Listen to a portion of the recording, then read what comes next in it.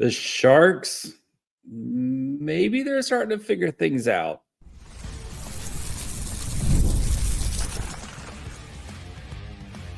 You're Locked On Sharks, your daily podcast on the San Jose Sharks, part of the Locked On Podcast Network, your team every day. Hello, welcome to Locked On Sharks, the premier hockey podcast covering your favorite team in the Bay Area. My name is JD Young, caretaker at the Reef, also the co-host of Locked On NHL. I want to thank you for making Locked On Sharks your first listen. Proudly part of the Locked On Network. We cover your team every day. And if you want to be an everydayer, all you have to do is just follow along wherever you get podcasts. And of course, you can watch on YouTube as well. And today, the Sharks continuing to knock down some big teams as the Sharks beat the Colorado Avalanche 3-2 in overtime. We're going to break down why the Sharks probably didn't deserve to win this game, but they still did. Yaroslav Askarov bounces back, and Ryan Warsofsky, big believer in that defense is for nerds. So before we get to all that, do want to let you guys know that today's episode is brought to you by Game Time. Download the Game Time app, create an account, and use code LOCKEDONNHL for $20 off your first purchase. So coming a little bit later, I know I was at the game, had to travel home, all that fun stuff to record. I tried to record I recorded like 10 minutes, but the audio was really bad at the SAP Center because of they're trying to clean up and everything like that. So got home, recording now. So sorry about the delay. But the San Jose Sharks, your San Jose Sharks, with back-to-back big-time wins. Beating the Colorado Avalanche 3-2 in overtime, a game that started very slow from the Sharks, but they were able to come back and took advantage of some of their opportunities, beating a very good Devils team 5-2. This Sharks team starting to maybe figure things out here as a team that maybe to start to see some just play 500 hockey. That's what we're asking for. They're well on their way to kind of getting to that status right now as being a 500 hockey team, which doesn't sound amazing, but where we have been the last few years, that would be a huge benchmark for the San Jose Sharks is to get back to being a 500 caliber team. So the big story, though, from this game was Yaroslav Askarov, who had a monster performance today. We know coming out of the Kings game, right? Poor performance there. We gave up 4 goals on 14 shots or whatever. Just not a great game from Askarov. Much different performance today. Was locked in. The 2 goals that he gave up, right? The 1 goal where it bounces off Liljegren's skate, like the first shot of the game, myself included, everybody in the arena just kind of felt like, oh no, it's going to happen again, et cetera, et cetera. Askarov comes out and just locks it down for the rest of the game. The second goal, based off of Jeff Skinner hitting the net there, like kind of crashing into the net. MacKinnon's probably going to score anyway, but like also don't leave Nathan MacKinnon wide open by himself in the high slot. I'm no expert, but I would probably try not to do that. And even Ryan Warsofsky said that he was mad because that was more of a structural breakdown than kind of the refs, et cetera, et cetera. So, but Askarov today, this is the Askarov that we're hoping for. And Askarov's going to be an adventure, as he clearly proved on the power play there, where he kind of picks, heel picks, falls down. He's still able to kind of get a poke check to make a save there. But it was funny. Ryan Warsofsky, when asked about it, I asked Ryan Warsofsky what was going through his head. And he literally said like, oh no, it's happening again. But he was able to kind of make a save there and create, and keep the Sharks in this game. And if it wasn't for Askarov, the Sharks don't win this game because he was outstanding. You're right. 37 saves on 39 shots. He put up a great performance today. In all situations, 2 goals allowed on 3.23 expected goals, 949 save percentage, 4 high danger saves on 5 high danger shots, 13 of 14 on mid danger, and 18 of 18 on low danger. And the Sharks are just much better about keeping the crease clean, which made Askarov's life much easier. And yes, Askarov still has some of his shortcomings that needs to work on, but if he can see the puck coming in, he's usually pretty good at tracking it. And Askarov was able to track much better today, and it led to him having success. Very much, we've been having this chicken or the egg discussion with Askarov, and the defense played much better in making his life easier, and Askarov was able to respond, right? And he bailed the Sharks out in a couple of situations. Klingberg had especially one just brutal turnover that Askarov bailed him out, and the Sharks, who had struggled to kind of get going in this 1 p.m. game, Askarov came to play today, and he kept the Sharks in this game, and a game that, like we've seen games like this where the Sharks stay in it for a little bit, and then all of a sudden it's 6-1. Not today, right? The Sharks were able to stay in it, right? And especially in a game where Colorado had 15 shots in the first period, 15 shots in the second period, and then San Jose was really kind of able to take over in the third period and earn themselves the victory in this game. And a lot of it's because of Askarov's play early on. So, 3 out of the last 4 games for Askarov have been good. And of course the one stinker from him from the Kings. So I think if he can get back to, putting together a couple good games here, I think we can kind of, hopefully start to put to bed the Askarov's a bust, Askarov's a bum, all that, Askarov isn't that guy type of questions, and let this kid continue to grow and mature into his role as a starting goaltender in the NHL. And that's a good team, right? That is a very good team, the Colorado Avalanche, and we've seen them run plenty of teams out of the building, right? And I think the Sharks, who, again, weren't up to snuff the first period or so, were able to find their game in the third period. But big shout out to Askarov's performance, and big shout out to the hero of today, also Philipp Kurashev. Goal to tie things up. Great feed from Ty Dellandrea there, but overtime goal as well. And Kurashev has been an absolute heater as of late, and this is why you got him in here to try to add more offense. And there were some questions about where he kind of fits and how the Sharks are going to utilize him and stuff, but he's really found a home on this second line with Alex Wennberg and with William Eklund. And I think this second line is a big reason why the Sharks have been much better recently, is because they have 2 lines that can go out and not only play, but play well and produce, right? We know Celebrini's going to get his, as he got another goal today and was an absolute monster in the third period. But again, like this Wennberg, Eklund, Kurashev line has been really good as of late. Do I expect them to continue to score the way that they have been scoring? Probably not. Friggin' Dodgers. But this is they are asked a lot to do a lot, and they have been able to kind of live up to those expectations right now and exceed the expectations.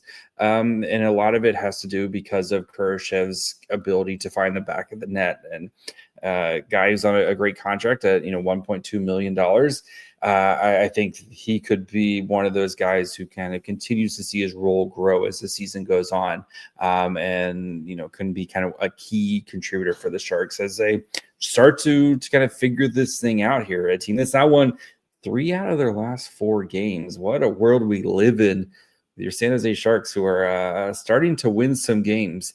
I know it's very early, but I always, even if I don't post it, I always like to check the Tankathon. The St. Louis Blues below the San Jose Sharks in the standings right now. So interesting things happening here. And the Sharks, not, I think this team is starting to kind of figure things out here. So we're going to talk about why defense is for nerds, apparently. Ryan Warsofsky, also a big believer in defenses for nerds. We'll kind of talk more about the second line.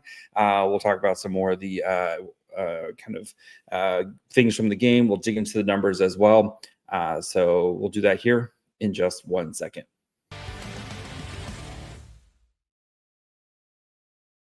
Hockey season is officially here, and nothing beats being in the arena for those opening games.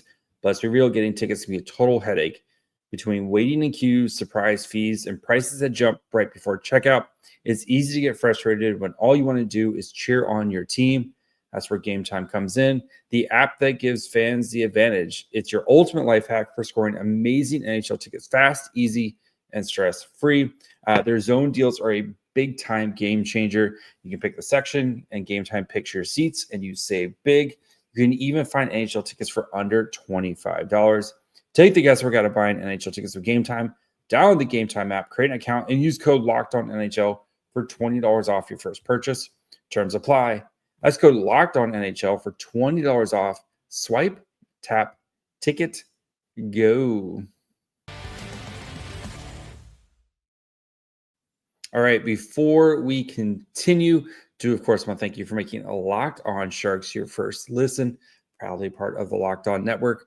We cover your team every day. If you haven't yet, perfect time to subscribe, as we'll have post-game reactions. We have fun interviews coming up as well, especially with Sharks prospects. So make sure you follow along wherever you get podcasts. And, of course, you can watch on YouTube as well. Freaking Dodgers. I hate it so much. All right. Defense is for nerds, a saying that I have been saying on this very podcast for a long time. And Ryan Warsofsky today, when asked about what makes his Wennberg, Kurashev, Eklund line that has been going up against the top kind of, lines and has been able to produce, he was asked what has been making this line so effective. And I thought it was a very interesting answer as someone who's very much on the defenses for nerds, go score goals type of approach. What's made the Wennberg line so effective defensively? I think when you go to shut down a top line like that, everyone says you got to shut them down in the defensive zone. You got to, play without the puck. I want them to play in the offensive zone. and I think that's the best way to shut down the top line is to play in the offensive zone, hold on to pucks, make them come 200 feet, make their top players play defense. Top players, really don't want to play defense, and we got to make them play defense. And I thought that line did a really good job of that. Defense is for nerds. Go score goals, right? Yes, you have to play defense at times, but it's impossible to play defense for 60 minutes. And that is what has made this Wennberg, Eklund, Kurashev line so effective, is that they are scoring goals and making the other team have to play defense. As any longtime listener has heard me say that a bajillion times, right? Defense is for nerds, go score goals. Ryan Warsofsky, noted listener to the podcast, apparently, telling his team go score goals because defense is for nerds.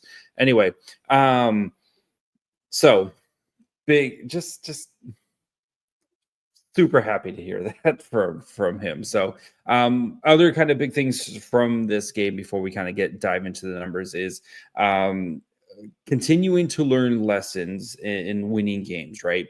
In a game that you really, especially the first half of this game, you really didn't deserve to kind of win and be in this game. And the Sharks hung in there. They kept it close. But the third period, right? And how many times have we seen the Sharks in the third period just collapse? And, we go into this, in the second intermission, going into the third period, I thought this game was either going to win with the Sharks winning in a dumb way, or you felt like the Avs were going to roll off like 4 straight goals here because of the way that they've been playing. And the Sharks found a way to get the offense generating and going in the third period. And yes, I know the Avs were on the second game of a back-to-back and they had to travel, et cetera, et cetera. Like, that's still like one of the best teams in the NHL. So big part of it, though, was Makar Celebrini, who was an absolute monster in the third period. And you could tell anytime he jumped on the ice, positive things were going to happen. He just had that kind of look in his eye of the tiger. I'm going to just drag this team to a win. And we're going to see more, like everybody who's very much like the Sharks could keep tanking. The Sharks should keep tanking. Macklin Celebrini is going to continue to have more and more games like this, where he literally puts the team on his back and starts to drag this team to more and more wins. And yes, I know he got a goal. His goal came in the first period, but he was dominating the third period. And being up in the press box, you just get like a different view of Celebrini, like the above ice view of just watching him and his ability to just read and the ice and see where everyone is. And it's such a treat, to be honest. Just show like how special and how well he can just feel and know exactly where everyone is to make the plays he does. Absolutely massive game from him. And I know, again, the Sharks only had 23 shots on goal. It felt like Celebrini had 15 of them, to be honest. And yes, I know he did have 15 shots on goal. He ended up with 6 of them, but it felt like he was just generating offense every time. And this is what special players do, right? Is anytime they touch the ice, you never know if something special is going to happen. And Celebrini is a special player, well on his way to being a superstar. Again, he's kicking that door down to being an NHL superstar. And in a game where Nathan MacKinnon and Cale Makar were on the ice, it's fair to say Macklin Celebrini might have been the best player on the ice today. At times, MacKinnon had his for sure, but Celebrini went toe to toe with him, which is good to see. So, other couple just kind of things really quick here before we before we get to the numbers and stuff. Liljegren left the game, took a nasty puck to the face off, just kind of deflected into the bench. Needed some serious help getting down to the tunnel, so not good to see. I would expect him to be out for a little bit. Of course, Ryan Warsowski didn't give any sort of update on him, but that would be my guess, is that he probably needs stitches or something, and it might be out for a little bit. And it's tough because like we saw the same thing happen last season, with the goaltending, and that knocked out, and the Sharks were Vitek Vanacek for a while. So hopefully it's just kind of just some stitches and the swelling can go down and Liljegren can come back in, because Liljegren's been really, I know he's dealt with some injuries, but he's been a big part of, I think, why the Sharks defense is starting to kind of settle things down here. So same thing with Mook Madulin, helping to settle the Sharks defense down and kind of figuring things out here. No word on Sam Dickinson. I know we are all Sam Dickinson watch continues on day 3 now, waiting for him to see if he's going to make the team or if he's going to stay past the past his 10 games. I think he does. Just the way Warsowski was acting, kind of a bit of a wry smile, like a little kind of poop eating grin when asked about it. And of course, we're going to continue to ask, and he keeps saying he's still here, a little, but it's like just let us know. So it would be nice, but especially with some of the injuries here, I think that we'll see for Sunday. There's no morning skate, unfortunately, so but we'll see. Hopefully, Dickinson. I've made my case for Dickinson. I just think going back, as tough as it's been in the NHL for him, I just think going back to the OHL is going to there's not going to be much benefit for him in the OHL, especially with the things that he needs to work on. So, but we're going to dig into the numbers of this game here in a second and talk about why the Sharks were able to steal the game in the third period. One, thanks to Askarov, and two, the offense kind of finding its gear in the third period. So we'll get to that here in just 1 second.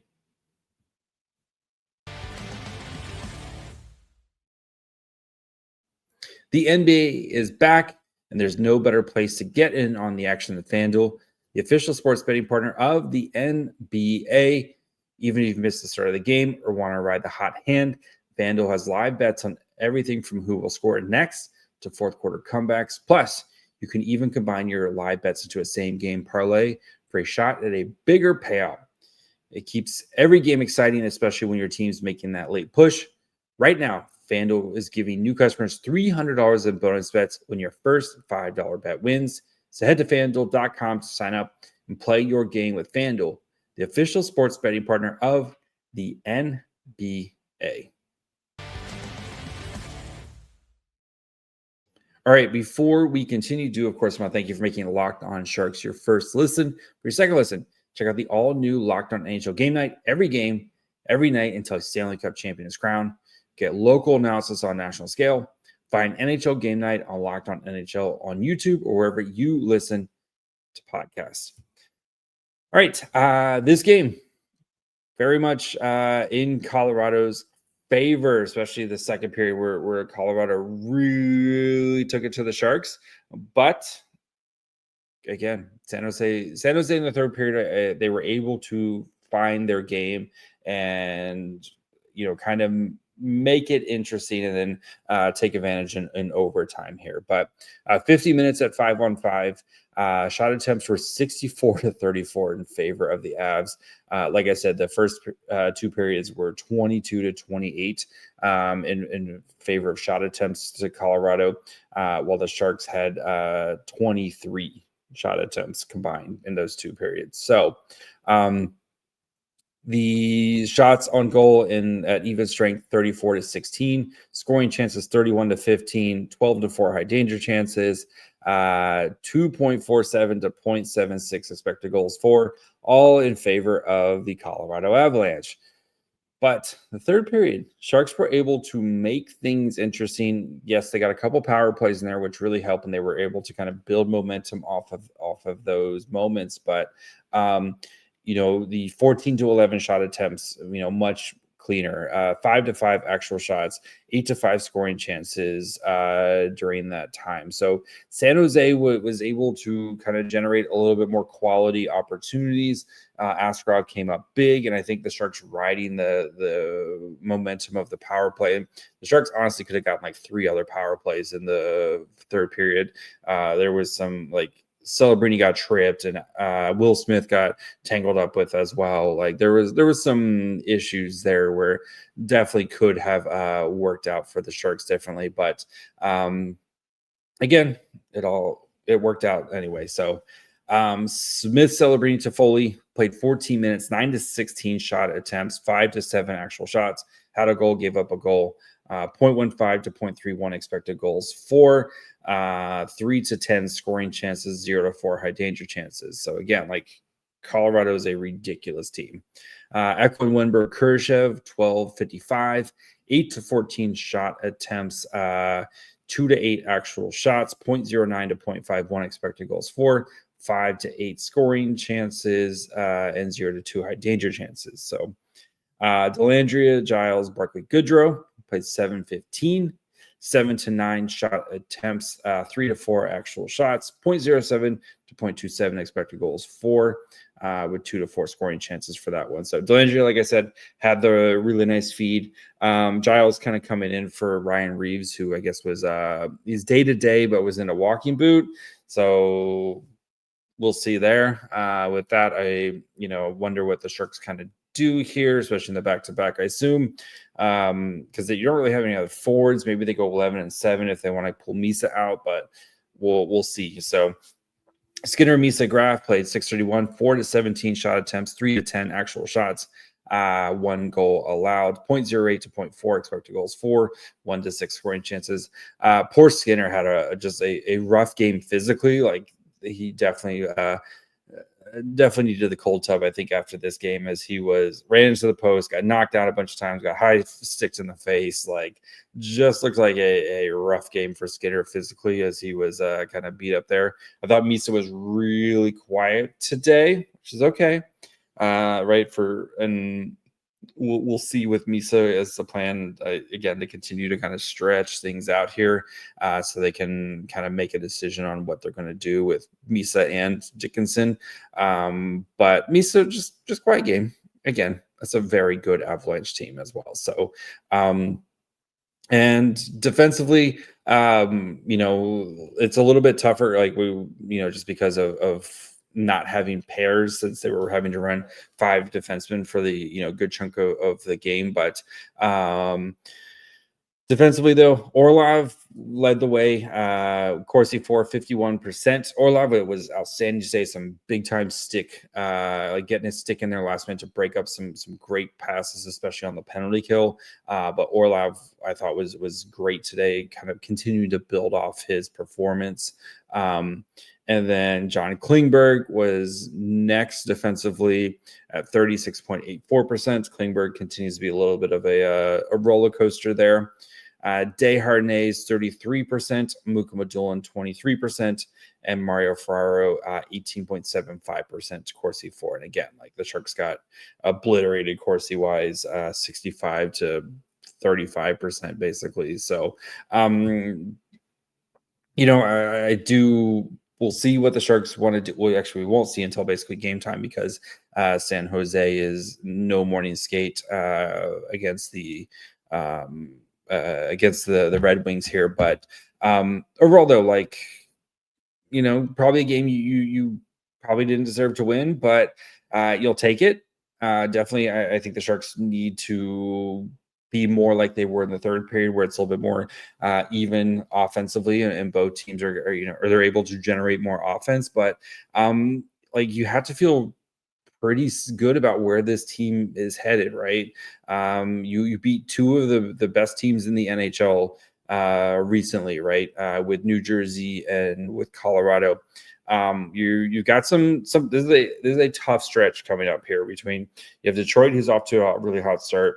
You have Seattle, who's off to a good start. You have Winnipeg, the defending Cup champions here, like in the next week or so. Like this is a big opportunity for the Sharks to kind of see what they're made of, and if this team has any staying power, right? Because if you can start peeling off a couple wins here and there against some of these teams, you can be talking. Not playoffs, but I think we can kind of look at this team as they start to build here, and not be just the worst team in the NHL, and kind of maybe put to bed this is the worst team in the NHL, and hand the title off to somebody else for a little bit. So, but overall, just nice to get some wins here. So we'll be back tomorrow after we'll have a preview for the Sharks Red Wings game. We'll kind of break down the Red Wings, kind of try to figure out what the Sharks are doing with their lineup. And of course, we'll have a reaction to the Sharks Red Wings game. So make sure you follow along wherever you get podcasts. And of course, you can watch on YouTube as well. Follow the show on Twitter, Facebook, Instagram, and on TikTok at Locked On Sharks. Follow me on Twitter and Blue Sky at My Fry Hole. Until tomorrow, bye, friends.